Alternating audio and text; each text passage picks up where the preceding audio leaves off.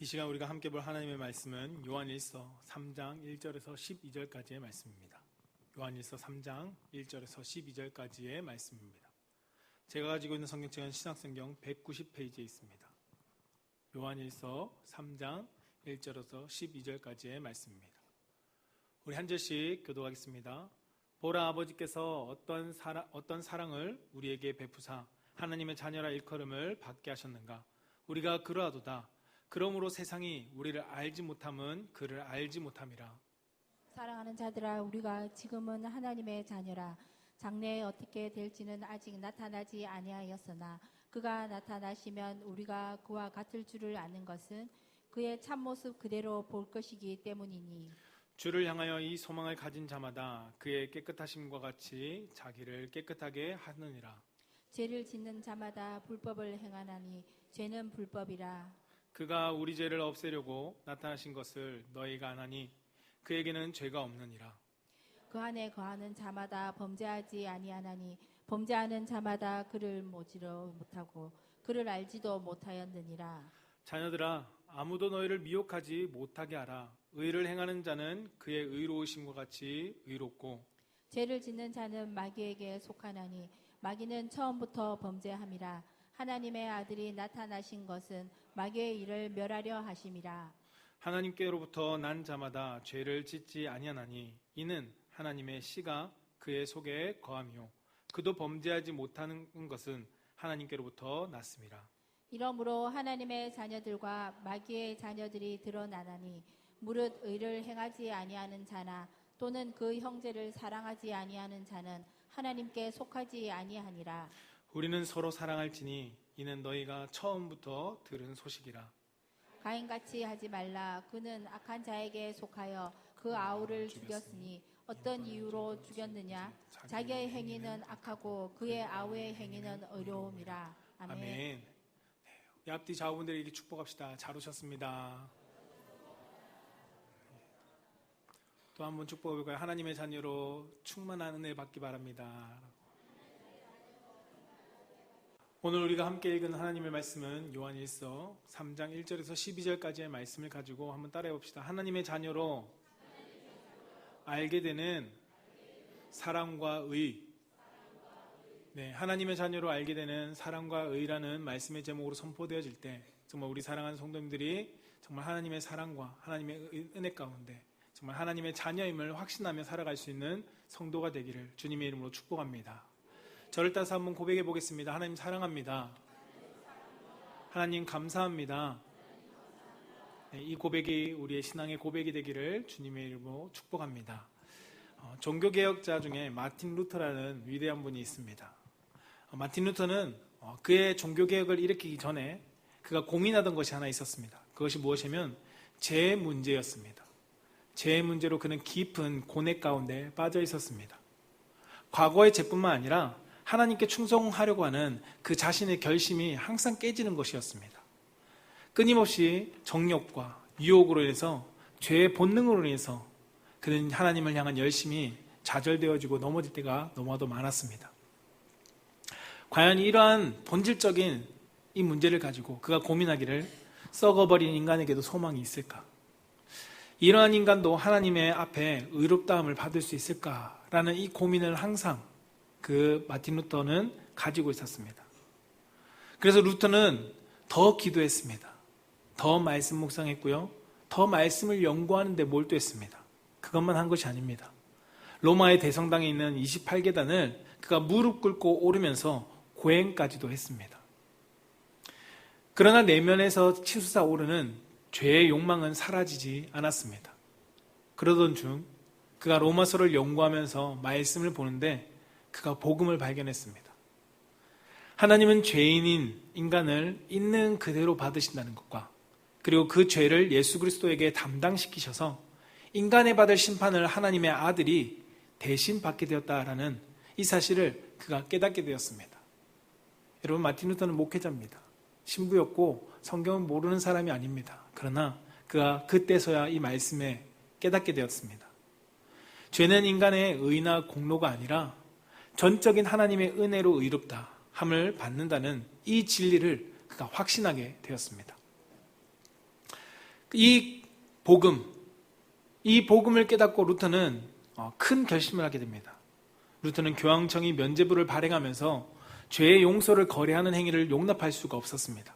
그래서 1517년 우리가 잘 알고 있는 95개조 반박문을 비텐베르크 성문에 붙이고 종교개혁의 불씨를 일으켰습니다. 그는 이렇게 이야기했습니다. 나는 여기 서 있습니다. 나는 달리 할 수 없습니다. 하나님이여 나를 도와주소서라는 이 기도와 고백의 외침 속에 생명을 걸고 종교개혁의 길을 나선 사람이 루터입니다. 그가 하나님의 복음을 깨달았을 때 그의 삶은 변화되었고 그의 삶은 참 하나님의 성도로서, 목회자로서, 사역자로서 바뀔 수 있었습니다.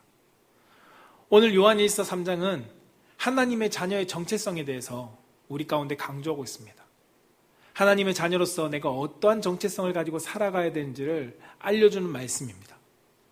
무엇보다도 의와 사랑 안에서 하나님의 자녀가 뚜렷하고 확실한 표시를 가지고 있다는 것을 성경은 우리 가운데 가르쳐주고 있습니다. 앞서 우리가 한 3주 전이죠. 2장에서 보았던 것 같이 하나님의 자녀와 세상의 사람들에 대해서 분명하게 성경은 구분하고 있습니다. 오늘 본문 말씀 속에서도 그것을 구분해 주고 있습니다. 1절에서는 하나님의 자녀와 세상을 구분하고 있고요. 8절과 9절에서는 마귀에게 속한 자와 하나님께로부터 난 자라고 구별하고 있습니다. 그리고 10절에 가서는 하나님의 자녀와 마귀들의 자녀라고 성경 우리 가운데 확실하게 구분시키고 있습니다. 이처럼 분명하고도 뚜렷한 하나님의 자녀들에 대해서 성경 우리 가운데 설명해 줍니다. 하나님의 자녀에게는 그에 따른 합당한 열매가 있다는 것입니다. 이 열매가 있음을 분명히 성경은 우리 가운데 알려줍니다. 예수님도 마태복음 7장에 보면 거짓 선지자들에 대해서 말씀해 주셨습니다. 그리고 20절에 가서는 열매를 통해서 그들을 알 수 있다라고 우리 가운데 말씀해 주셨습니다. 예수님뿐만 아니라 사도 야고보도 2장 18절에 이렇게 기록합니다. 어떤 사람은 말하기를 너는 믿음이 있고 나는 행함이 있으니 행함이 없는 내 믿음을 내게 보이라. 나는 행함으로 내 믿음을 내게 보이리라 라고 말씀합니다. 행함의 열매, 우리 삶 가운데 나타나는 열매는 우리가 근본적으로 가지고 있는 믿음을 드러낸다는 것입니다. 여러분, 선을 행한다고 믿음이 다 있다고 단정 지을 수는 없습니다. 하지만 믿음이 있으면 우리 삶 가운데 반드시 행함은 나타나게 되어 있습니다. 행함은 드러나게 되어 있는 것입니다. 왜냐하면 믿음이 있기 때문에 그에 따른 열매는 반드시 맺어진다는 것입니다. 오늘 말씀을 통해서 하나님의 자녀라면 우리 가운데 드러나는 열매가 있음을 성경은 말씀해 줍니다. 오늘 그것을 통해서 우리가 함께 말씀 가운데 우리가 함께 발견하기를 원하는데요. 그 첫 번째는 무엇이냐면 따라해 보겠습니다. 사랑이 하나님을 알게 합니다. 사랑이 하나님을 알게 한다는 것입니다. 하나님의 자녀로 사랑이 하나님을 알게 합니다. 오늘 1절 말씀 가운데 이렇게 기록합니다. 하나님 아버지께서는 우리에게 얼마나 크신 사랑을 아낌없이 베풀어 주셨습니다 라고 쉬운말 성경에서는 말합니다. 그리고 쉬운말 성경에 이어서 그 크신 사랑으로 하나님께서 우리를 자신의 자녀로 불러주셨습니다 라고 말하고 있습니다. 그래서 우리는 정말로 하나님의 자녀입니다. 사도 요한은 분명히 우리 가운데 확실하게 이야기하고 있습니다. 우리는 하나님의 자녀다. 하나님의 크신 사랑 가운데 우리는 하나님의 자녀다 라고 말씀하고 있습니다. 오늘 본문은 성도들에게 하나님 아버지의 사랑이 얼마나 크고 놀라운지를 알게 해주고 있습니다. 하나님의 사랑은 독생자, 그 하나뿐인 아들 예수 그리스도를 아끼지 않으신 사랑입니다. 죄인된 우리를 위해서 십자가에 죽도록 내어주신 그 사랑이 하나님 아버지의 사랑입니다. 우리는 이 사랑을 결코 잊어서는 안 됩니다. 하나님께서 독자 예수를, 그 예수 그리스도를 우리를 위해서 죽음의 자리로 내모셨습니다. 그 죽음의 자리를 내모셨다는 것 그 자체가 우리를 그만큼 사랑하셨다는 것입니다. 비로소 그때 하나님의 자녀의 삶을 우리는 알게 됩니다. 그 사랑을 우리가 깨달을 때 하나님 아버지가 우리를 얼마나 사랑했는지 독자 예수 그리스도를 십자가에 내어주신 그 사랑을 우리가 깨달아 알게 될 때야 비로소 하나님의 자녀의 삶을 살아갈 수 있습니다. 에베소서 5장 1절은 이렇게 말씀합니다. 함께 읽어볼까요? 시작. 그러므로 사랑을 받는 자녀같이 너희는 하나님을 본받는 자가 되고. 아멘. 뭐라고요? 사랑을 받은 자녀같이. 하나님의 사랑을 받은 자녀같이. 우리는 이미 하나님의 사랑을 받은 자녀입니다. 그 자녀같이 살아가야 함을 성경은 우리 가운데 말씀해주고 있습니다. 이 사랑을 우리는 마음에 새길 수 있어야 합니다. 이 말씀을 우리 깊이 새기고 그리스도 하나님 아버지의 그 사랑을 깊이 새기고 삶 속에서 그 사랑을 더욱더 풍성히 경험하며 살아가야 합니다. 요한복음 3장 16절은 성경의 가장 중요한 말씀입니다. 그 말씀이 이렇게 이야기합니다. 같이 한번 읽어봅시다. 시작. 하나님이 세상을 이처럼 사랑하사 독생자를 주셨으니 이는 그를 믿는 자마다 멸망하지 않고 영생을 얻게 하려 하심이라. 아멘. 하나님이 세상을 사랑하셔서 독생자를 주셨다고 성경은 기록합니다. 독생자를 사랑해서 세상을 함부로 둔 것이 아니라 세상을 사랑하셔서 우리를 사랑하셔서 독생자 예수 그리스도를 내어주셨다라고 성경은 말씀합니다. 하나님은 우리를 사랑하신 분이십니다. 독자 예수를 사망의 길로 멸망의 길로 보내시면서까지 우리를 사랑하셨습니다. 이 사랑을 확신할 때 우리는 하나님의 자녀로서의 특권을 누릴 수 있게 됩니다. 많은 사람이 하나님의 자녀의 특권을 누리지 못하는 이유가 무엇일까요? 그것은 1절에서 말했듯이 하나님의 사랑을 알지 못하기 때문입니다. 하나님의 사랑을 알지 못하고 더 나아가 알려고 하지 않기 때문에 하나님의 자녀의 특권을 누리지 못합니다. 마치 바리새인들과 서기관들이 메시아는 기다리면서 정작 눈앞에 와 계신 예수 그리스도 그 메시아를 알지 못하고 십자가에 못 박은 것처럼, 아니 그 예수 그리스도를 알려고 하지 않고 십자가에 못 박은 것처럼 많은 사람들이 하나님의 사랑을 알려고 하지 않는다는 것입니다. 하나님의 사랑을 알지 못하니까 하나님의 자녀로 살아가지를 못합니다. 하나님의 자녀는 하나님의 사랑이신 예수 그리스도를 믿는 자입니다. 하나님의 사랑의 증거인 예수 그리스도를 믿는 그 자가 하나님의 자녀다라고 성경은 말씀합니다. 요한복음 1장 12절은 이렇게 말씀합니다. 같이 한번 읽어보겠습니다. 시작. 영접하는 자 곧 그 이름을 믿는 자들에게는 하나님의 자녀가 되는 권세를 주셨으니. 아멘. 영접하는 자 곧 그 이름 예수 그리스도 하나님의 사랑의 증거인 예수를 믿는 자들에게는 뭐라고요? 하나님의 자녀가 되는 권세를 주셨다라고 말씀합니다. 예수님을 믿는 것이 하나님의 사랑을 가장 직접적으로 경험할 수 있는 방법입니다. 십자가에서 보여주신 예수 그리스도의 사랑 그 자체가 곧 하나님이 우리를 향한 아버지의 사랑임을 성경은 증거하고 있습니다. 로마서 5장 8절은 그래서 이렇게 기록하고 있습니다. 우리가 아직 죄인 되었을 때에 그리스도께서 우리를 위하여 죽으심으로 하나님께서 우리에 대한 자기의 사랑을 확증하셨느니라 라고 말씀합니다. 우리가 조건이 충족되어져서 하나님께서 자녀 삼은 것이 아닙니다. 우리가 무엇인가 잘해서 하나님이 우리를 자녀 삼은 것이 아닙니다.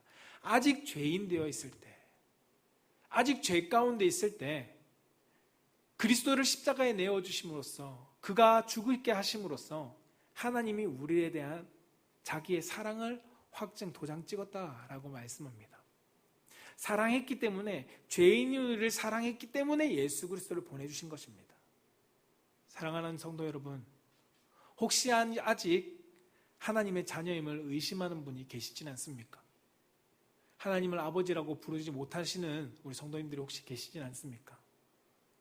여러분, 믿고 안 믿고를 떠나서 하나님은 우리를 위해서 독생자 예수 그리스도를 보내신 분이고 우리를 사랑하신 아버지이심을 성경은 확증하고 있습니다. 우리는 탕자의 아버지처럼 자녀가 사랑을 몰라도 하나님은 우리를 향해서 사랑을 여전히 뿜어내고 계십니다. 그리고 우리를 기다리고 계십니다. 그렇다면 우리는 탕자처럼 아버지께로 나아가야 합니다. 계산하거나 재는 것이 아닙니다. 따지지 않고 하나님께 더 가까이 나아갈 수 있어야 합니다. 그때 우리는 자녀로서 아버지의 사랑을 경험하게 될 것이고 아버지의 보호와 인도하심을 누리게 될 것이고 아버지의 자녀라는 인정을 받는 삶을 살아가게 될 것입니다.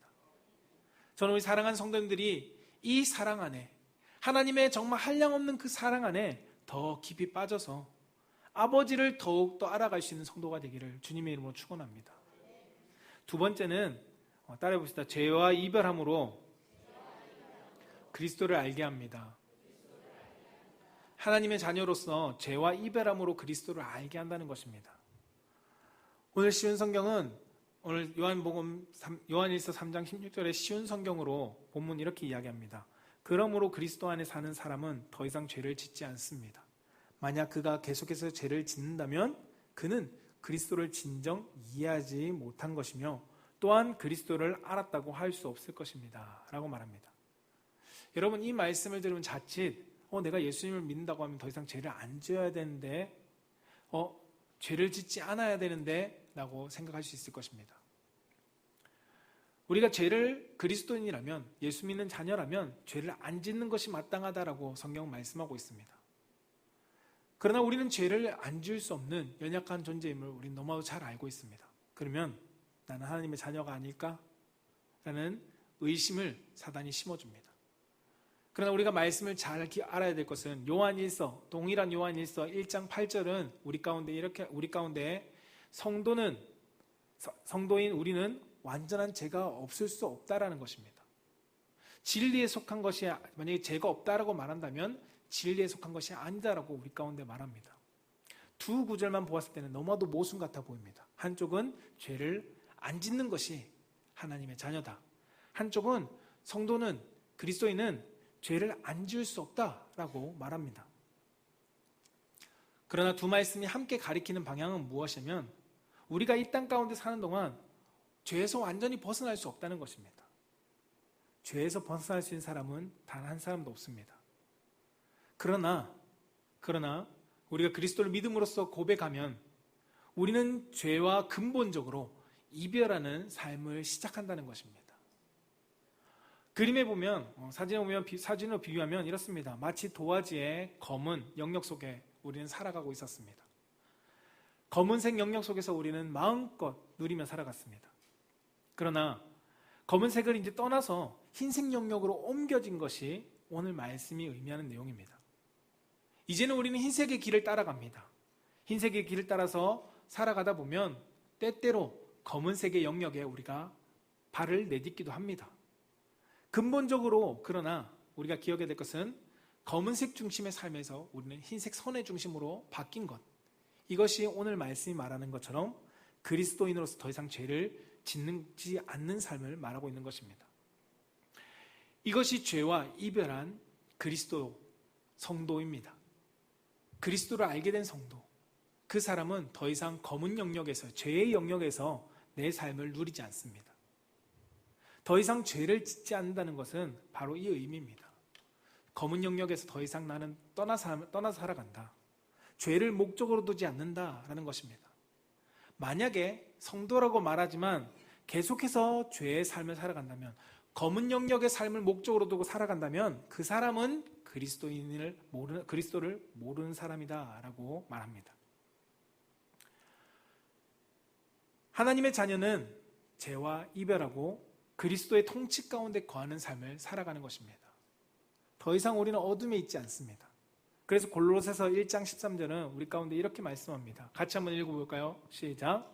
그가 우리를 흑암의 권세에서 건져내사 그의 사랑의 아들의 나라로 옮기셨으니. 아멘. 흑암에서 건져냈다고 성경은 말씀합니다. 흑암, 어둠의 세력 가운데서 건져내셨습니다. 하나님의 나라, 의의 빛으로 하나님은 우리를 인도하셨습니다. 하나님의 자녀는 더 이상 죄의 종이 아닙니다. 흑암의 권세에서 벗어나 새로운 삶의 목적을 가지고 방향을 가지고 살아가는 사람입니다. 세상 사람들은 여전히 죄의 영역 속에서 살아갑니다. 그들의 목적은 무엇일까요? 하나님과 가까워지는 것이 아닙니다. 하나님과 멀리 떨어져 있으면서 세상의 즐거움을 쫓고 세상의 성공을 쫓아 살아가고 있습니다. 하나님을 알려고도 하지 않습니다. 하나님의 빛이 비춰주면 오히려 빛을 피합니다. 그래서 요한복음 3장 19절은 이렇게 말씀합니다. 같이 한번 읽어봅시다. 시작. 그 정죄는 이것이니 곧 빛이 세상에 왔을 때 사람들이 자기 행위가 악함으로 빛보다 어둠을 더 사랑하는 것이니라. 아멘. 세상 사람들은 빛이 왔지만, 빛이 비추어지지만 그것을 쫓지 않습니다. 어둠을 더 사랑합니다. 하나님의 자녀가 되는 것은 이 세상에 오신 빛, 이 예수 그리스도를 아는 것이고 그 빛을 따라가는 것입니다. 빛에 거하는 것입니다. 이 빛에 거하기 위해서는 우리는 어떻게 해야 될까요?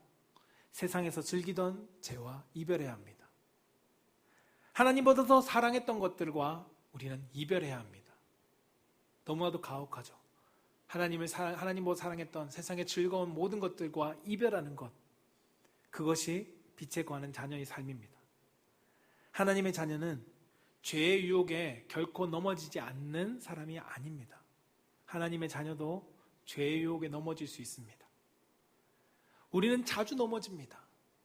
유혹에 또 빠집니다. 또 돌아서면 죄를 짓고 있습니다. 그러나 중요한 것은 우리는 죄를 위해서 살아가는 것이 아니라 이제는 빛을 향해서 살아가게 됩니다.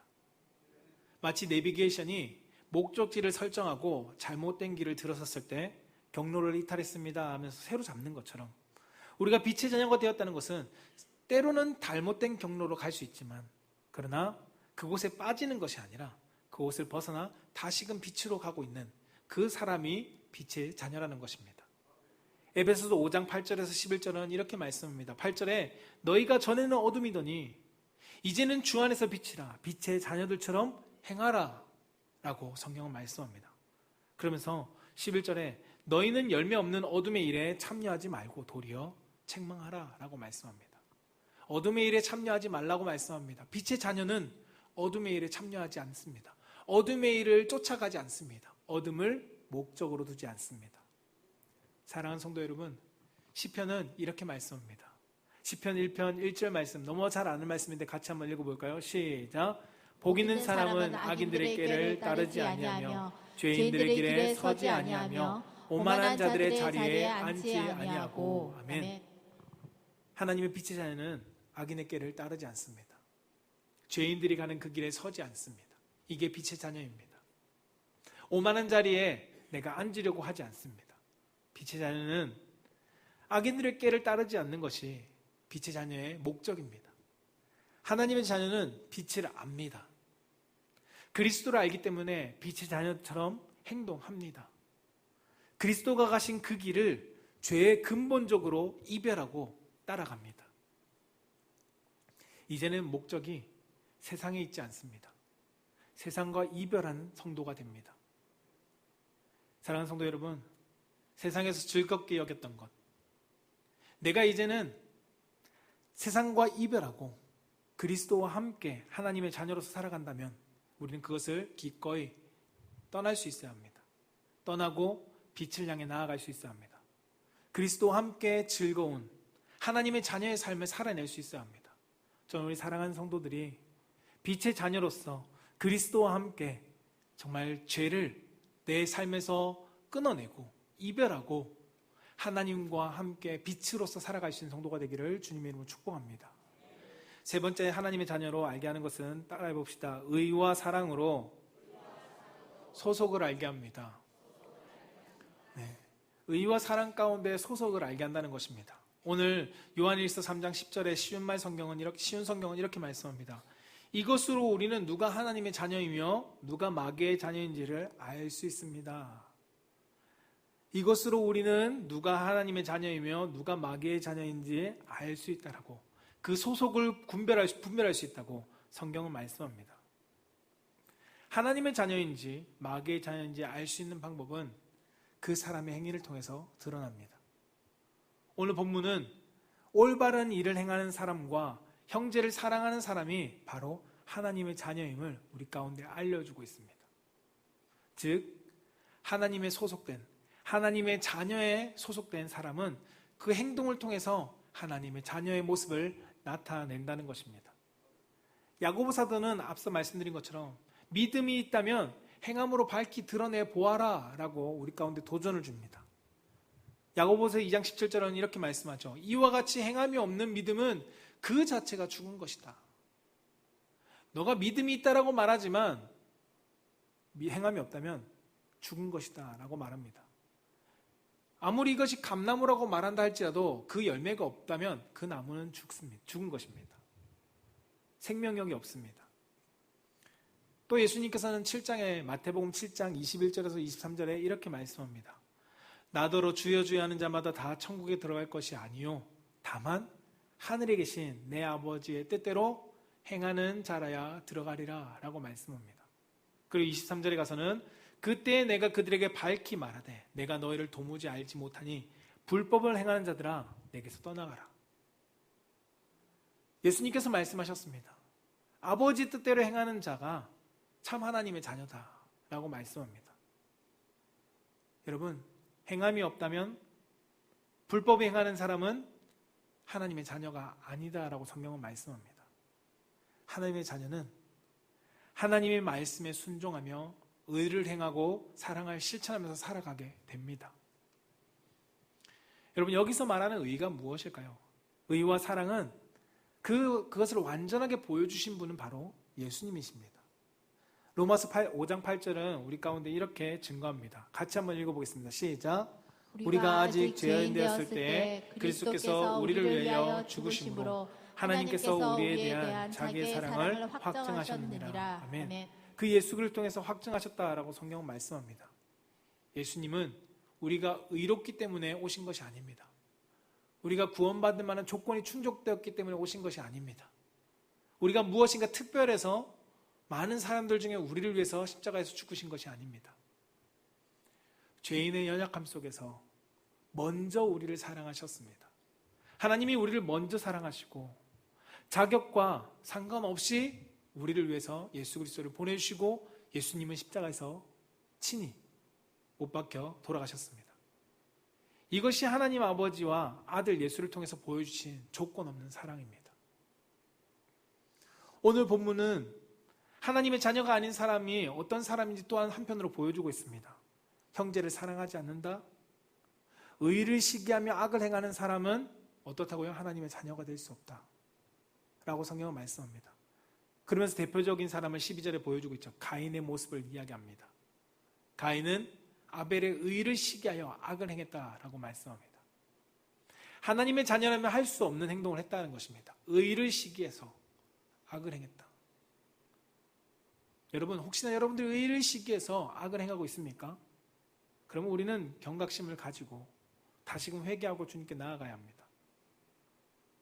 우리는 교회 안팎에서 하나님의 의를 행하면서 선한 행실로 다른 사람들을 격려하고 돕는 삶을 살아내야 합니다. 그리고 그러한 삶을 살아내는 사람을 향해서 우리는 격려해주고 함께 위로해주고 동참할 수 있어야 합니다. 그 사람이 하나님의 자녀입니다. 혹여나 여러분들은 전도하는 사람, 무엇인가 복음을 전하고 의를 행하는 사람을 보고 어떠한 마음을 가지십니까? 그 의에 시기하고 질투하십니까? 그렇다면 우리는 하나님의 자녀의 자리로 속히 되돌아가야 합니다. 우리는 이러한 삶을 통해서 하나님의 자녀의 참된 소속을 발견할 수 있습니다. 그리고 하나님의 자녀의 정체성을 우리는 알 수 있습니다. 저는 우리 사랑하는 성도님들이 하나님의 자녀에 소속된 성도가 되기를 축복합니다. 마귀에게 소속된 자녀가 아니라 가인과 같이 하나님의 자녀가 아닌 삶에 소속된 자녀가 사람이 아니라 하나님의 자녀에 소속된 성도가 되기를 축복합니다. 이번 한 주 성령께서 우리 가운데 역사하실 것입니다. 여러분들과 함께 하신 성령님이 여러분 삶 가운데서 말씀하시고 깨닫게 하시고 일하게 하실 것입니다. 그때 우리가 하나님이 기뻐하시는 의를 그리고 이웃과 형제를 사랑하는 그 삶을 실천하는 성도가 되기를 주님으로 축복합니다. 그래서 우리의 삶이 예수님처럼 조건과 자격이 있어서 사랑하는 것이 아니라 하나님의 자녀의 삶을 내가 살아가기 때문에 하나님께서 저 사람을 사랑하기 때문에 내가 예수님의 이름으로 사랑하고 축복하고 그들을 향해서 의를 행할 수 있는 귀한 믿음의 성도가 되기를 주님의 이름으로 축원합니다. 말씀을 정리하고자 합니다. 예수님은 우리가 하나님의 자녀가 되도록 인도하셨습니다. 빛의 자녀의 삶을 어떻게 살아야 하는지 보여주신 분이 예수님이십니다.